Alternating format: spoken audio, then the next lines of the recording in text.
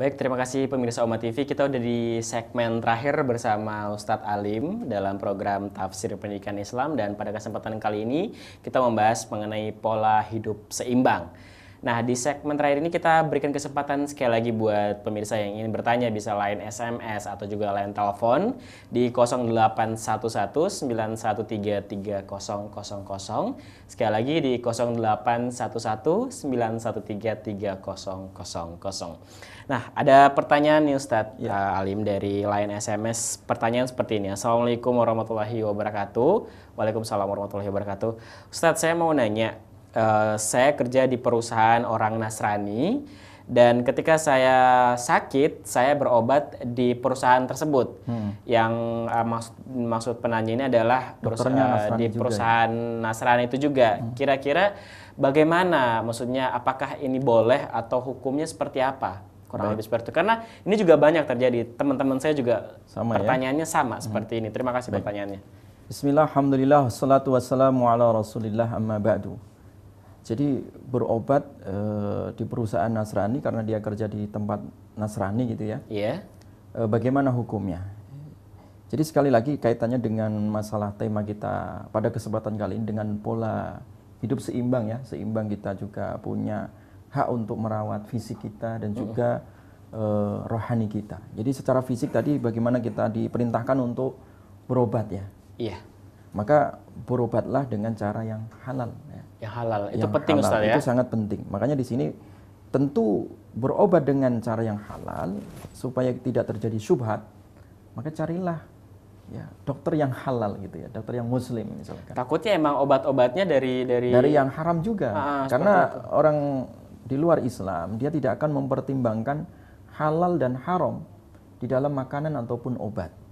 Maka inilah kenapa salah satu menjadi fardu kifayah bagi seorang muslim adalah menyediakan dokter muslim. Makanya ini dulu pernah terjadi yang pernah dikritik oleh Imam Al-Ghazali misalkan. Pernah di Baghdad itu ada 17 fuqaha ya, para ahli fikih ya. Tetapi pernah terjadi bahwa ada ibu-ibu muslimah ya, ketika mereka melahirkan, mereka mencari dokter muslim ya, atau muslimah itu sangat susah sekali gitu. Sangat susah sekali. Kenapa? Banyak pakar di bidang ilmu fikih kemudian tetapi tidak menyediakan tenaga seorang dokter muslimah sehingga mereka akan menjadi tenaga medis untuk para ibu-ibu muslimah begitu. Maka di sini adalah kita sebagai seorang muslim itu harus menyediakan dokter muslim bagi masyarakat muslim begitu ya. Dan diusahakan memang berobat bagaimanapun kita harus berobat di tempat orang muslim karena lebih hati-hati ya, lebih warak ya. Karena masalahnya apa? Ketika kita berobat di luar Islam itu tidak ada jaminan halal dan haram. Apalagi diawali tidak mengawali dengan bismillah. Nah, dan pokoknya mencakup dari semua aspek ya.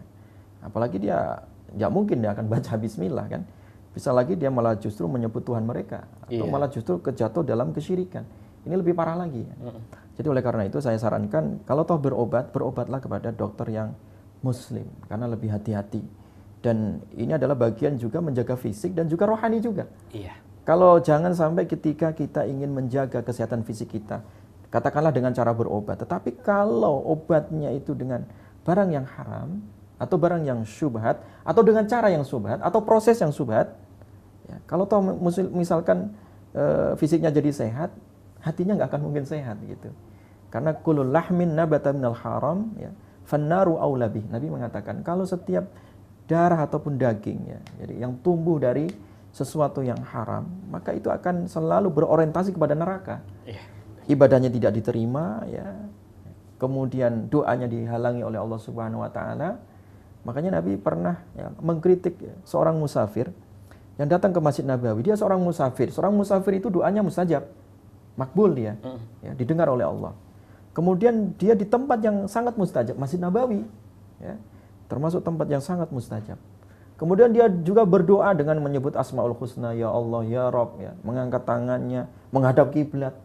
Jadi secara syarat, secara fisik itu mustajab doa orang ini. Tapi Nabi SAW mengatakan tentang orang ini, fa'anna yustajabulah. Bagaimana orang ini akan dikabulkan doanya? Ya, makanannya haram, ya. Wa masyrabatu haram, ya. Minumannya juga haram, ya. Kemudian wa ghudhiya bil haram, sarapannya juga haram, ya. Kemudian wa malbasuhu minal haram juga.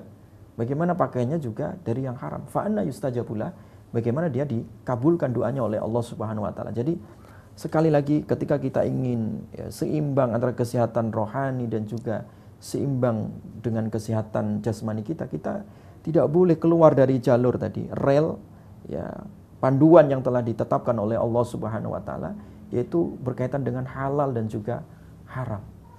Ketika orang itu memperhatikan halal dan haram, dia pasti sehat. Sehat secara fisik ya, sehat secara rohani. Makanya orang yang wara' ya, yang hati-hati di dalam masalah halal dan haram, pasti dia sehat ya. Kehidupannya pasti dia sehat. Karena dia menjaga Allah ya. Ihfazillah yahfadka. Jagalah Allah, pasti Allah akan menjaga kalian. Ketika kita menjaga ya batasan-batasan yang telah ditetapkan oleh Allah, pasti Allah akan menjaga kita. Fisiknya dijaga oleh kita, dijaga fisiknya ya. Roh kita juga dijaga oleh Allah Subhanahu wa taala. Apalagi yang menggerak-gerakkan hati, ya, membolak-balikkan hati kan Allah Subhanahu wa taala. Ya muqallibal qulub, tsabbit qalbi ala dinik. Wahai Allah yang menggerak-gerakkan, membolak-balikkan hati seseorang, tetapkan hati kami di atas agamamu. Maka disinilah pentingnya bagaimana pola hidup seimbang itu tidak boleh lepas dari konsep agamanya. Ya. Tidak boleh lepas dari aturan Allah Subhanahu wa taala. Ya. Baik, semoga bisa menjawab pertanyaan dari penanya tadi. Jadi kita harus mencari dokter yang muslim supaya bisa hidup sehat terus sesuai dengan syar'i umat Islam. Ustadz, kita masuk ke kesimpulan singkat pembahasan kita pada kesempatan kali ini sebelum nanti kita tutup mengenai pola hidup seimbang. Silakan Ustadz. Baik, bismillah, alhamdulillah, salatu wassalamu ala rasulillah mabadu. Jadi seorang mukmin ya, yang hakiki, yang kafah di dalam keimanannya, dia harus senantiasa memiliki pola hidup seimbang, wasatiyah ya. Wasatiyah, seimbang di dalam hidupnya. Imbang antara ilmu dan juga amalnya. Imbang ketika dia mengkonsumsi ya, tidak terlalu israf ya, tidak terlalu bakhil ya. Imbang di dalam mengkonsep kesehatan jasmani dan juga kesehatan mentalnya. Bahkan seimbang secara totalitas dia mengkonsep imbang akhiratnya dan juga imbang dunianya. Jadi hendaklah kita mencari akhirat dan juga kita tidak boleh melupakan kehidupan kita di dunia ini. Karena pola kehidupan yang seimbang ini adalah kehidupan orang-orang yang adil. Orang-orang yang adil inilah orang yang pantas memimpin muka bumi ini. Yang pantas menjadi khalifatullah fil ard. Khalifah Allah di muka bumi ini. Yang pantas menjadi hamba Allah yang menundukkan segala jiwa dan raganya hanya beribadah kepada Allah Subhanahu wa taala. Seimbanglah, karena dengan seimbang itu kita akan mencapai ridha Allah Subhanahu wa taala. Baik, terima kasih Ustadz. Seimbanglah, karena dengan seimbang kita akan mencapai ridha Allah Subhanahu wa taala. Dan tadi bagus banget kalimat yang saya tangkap dari Ustadz, bahwa yang patut dijadikan contoh pemimpin, bahwa kalau misalnya kita mengaku umat atau hambanya Allah, maka kita harus berlaku adil, berlaku seimbang, di mana kita harus memikirkan akhirat dan tidak melupakan dunia, karena kita juga berhidup bermasyarakat, hidup sosial. Jadi penting juga untuk ilmu dunia itu sendiri. Baik, kita udah di penghujung acara, dan terima kasih pemirsa yang sudah menonton acara Tafsir Pendidikan Islam bersama Ustadz Alim. Semoga apa yang disampaikan pada kesempatan kali ini itu bisa bermanfaat untuk semuanya, dan terima kasih Ustadz atas sharingnya pada kesempatan kali ini.